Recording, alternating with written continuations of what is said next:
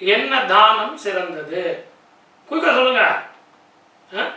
வஸ்திர தானம் சரி, அப்புறம்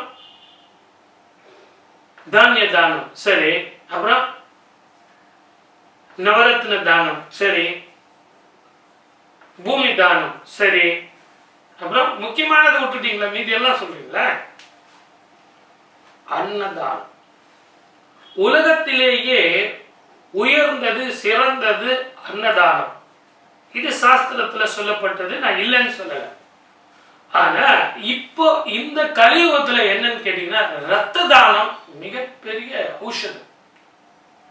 கேன்சர் பேஷண்ட்ஸ் ஆபரேஷன் செய்யக்கூடிய அந்த நிலையில இருக்கிறவங்க, கிட்னி ப்ராப்ளம் இருக்கிறவங்களுக்குலாம் ரத்தம் அந்த அவங்க பர்டிகுலர் அந்த குரூப் இல்லாம டாக்டர்ஸ் எல்லாம் ரொம்ப கஷ்டப்படுறாங்க.